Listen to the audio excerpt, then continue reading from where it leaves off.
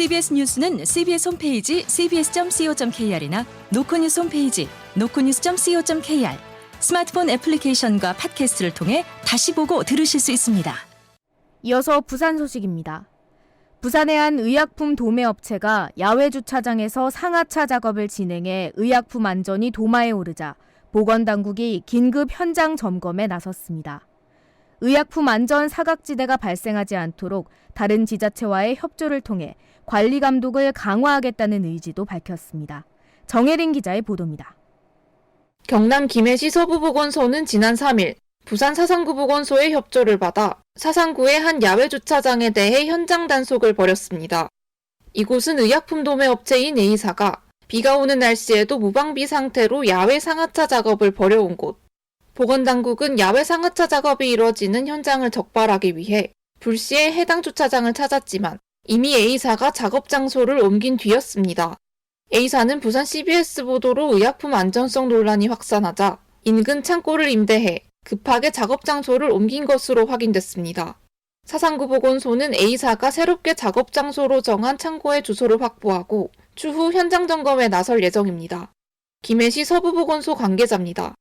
제품을 그 안에 적재하거나 그런 없는지 이거 사실이 맞는 건지 한번 확인은 해볼까 합니다. 한 번 더 확인하고 동일 사안 생기지 않게 관리를 잘 하도록. 또 보건당국은 지난 9일 경남 김해에 위치한 A사의 물류센터에 대해서도 긴급 현장 단속에 나섰습니다. 운송 차량과 의약품 출고 과정 등 의약품 관리 전반에 대해 점검을 실시했습니다. 보건당국은 일회성 단속에 그치지 않고 의약품 안전 사각지대가 없도록 앞으로 관리 감독을 더욱 강화하겠다고 강조했습니다. 한편 의약품 도매 유통을 전문으로 하는 A사는 부산 사상구의 한 민간 야외 주차장에서 비가 오는 날씨에도 의약품 분류와 상하차 작업을 진행해 의약품 안전성에 대한 논란이 불거졌습니다. CBS 뉴스 정혜린입니다. 부산 상공회의소 장인화 회장이 연임을 공식 선언하자 선거판이 요동칠 기미를 보이고 있습니다. 올해 회장 선거에 나서겠다는 확실한 대항마가 없어 연임 가능성이 우세했지만 장 회장의 연임을 강력 저지하려는 이들이 세력을 규합하면서 경선까지 끌고 갈 분위기입니다. 보도에 김혜경 기자입니다. 부산상의의 안정적인 운영과 연속성을 위해 다시 한번 회장직에 도전하겠다. 장인화 부산상공회의소 회장은 오는 3월 열리는 부산상의 회장 선거에서 연임에 도전하겠다고 공식 선언했습니다. 장인화 회장입니다. 부산상의가 다시 신발끈을 조여매고 산업은행 부산 이전과 글로벌 허브도시 특별법 제정 등 당면 현안들이 차질 없이 추진될 수 있도록 주위의 비판을 의식한 듯 현재 겸직하고 있는 부산시 체육회 회장직은 자리에 연연하지 않겠다며 사퇴 의사를 내비쳤습니다. 올해 선거에 적극적으로 뛰어든 이가 없어서 당초 장 회장의 연임이 유력한 듯 했지만 이를 저지하려는 움직임도 빠르게 진행 중입니다. 상위 일부 위원들은 어제부터 긴급 회동을 열고 경선에 오를 후보를 반드시 내기로 입장을 정리한 것으로 알려졌습니다. 장 회장이 임기 동안 부산 경제 발전을 위해 뚜렷하게 보여준 공적이 없고 그가 일대 주주로 있는 대선 조선이 워크아웃 절차를 밟고 있어 부산 경제 수장에 맞지 않는다는 겁니다. 부산상의 회장은 우리나라에서 가장 큰 경제단체 중 하나인 대한상의 수석 부회장을 당연직으로 지내는데 부산 경제를 대표할 만한 인물이 아니라는 원색적인 비판까지 나오고 있습니다. 상의 한 위원의 말입니다. 자기 기업도 제대로 운영 못하는 분이 어떻게 경제수장이 될 수 있나. 다른 그 지역의 회장님들이 부산의 기업인들을 어떻게 느끼겠나. 사람이 없으면 워크아웃돼 있는 사람 보내겠나. 현재 회장 선거를 갖춘 1990년대부터 최근까지 회장 7명 가운데 연임한 회장은 3명. 올해 회장 선거는 장 회장의 강세 속에 경쟁력 있는 후보가 대항마로 나와 경선까지 이를지 주목됩니다. CBS 뉴스 김혜경입니다. 더불어민주당 부산시당 총선기획단은 오늘 기자회견을 통해 첫 총선 공약으로 수도권에 대응하는 남부권 경제수도 부산을 내걸었습니다. 이를 위해 산업은행과 수출입은행 본점 부산 이전과 해사전문법원 신설, 좌초된 부울경 메가시티 복원과 가덕신공항 조기 개항, 조속한 북항 재개발 추진 등을 22대 국회에서 이뤄내겠다고 약속했습니다. 한편 국민의힘이 민주당의 비협조로 사는 이전이 이뤄지지 않는다고 공세를 퍼붓는 데 대해 민주당은 견고한 수도권 반발에 맞서 민주당과 국민의힘이 한 목소리로 싸워야 하는 문제라고 받아쳤습니다. 국민의힘 부산 남구을 당협위원장인 이현주 전 의원이 탈당을 선언했습니다. 이 전 의원은 오늘 탈당 입장문을 통해 국민의힘은 탄핵 당시 새누리당보다 더 나빠졌고 윤석열 정권은 배우자를 위해 대통령 권력을 남용하고 있다고 비판했습니다.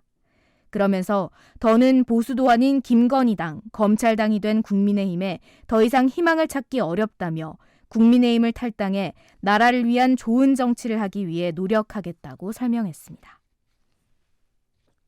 윤석열 정부 첫 해양수산부 수장을 지낸 조승환 전 장관이 이번 총선에서 중영도구에 도전장을 냈습니다.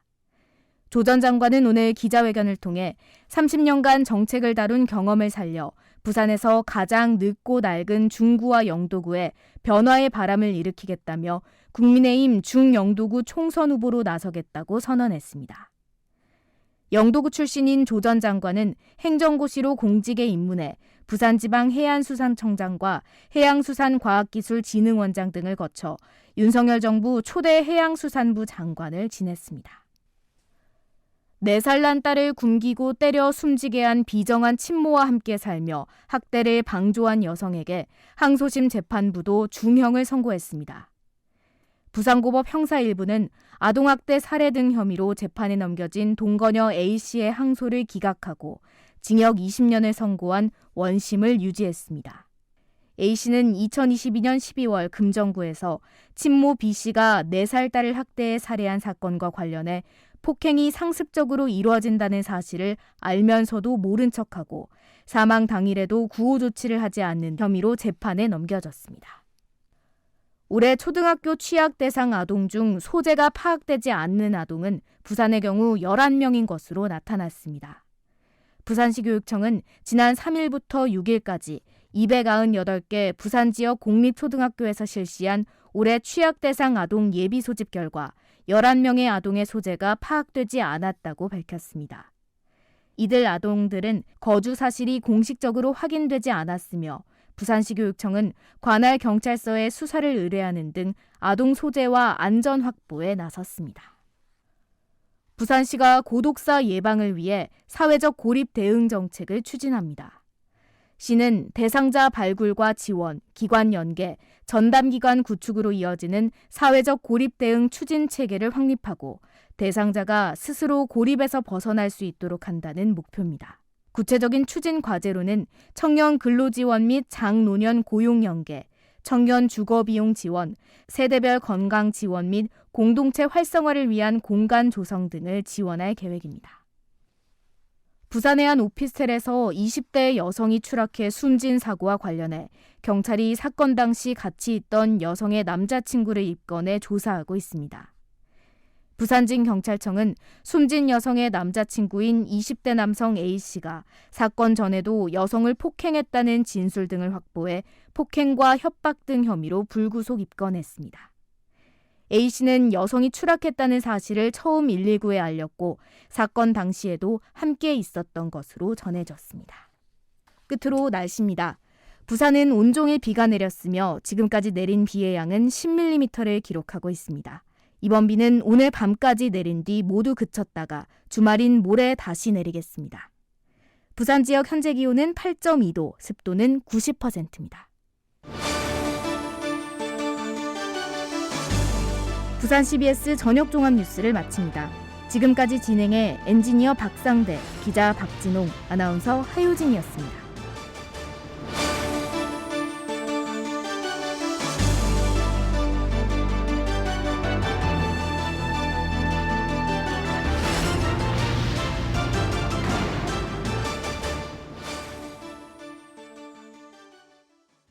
CBS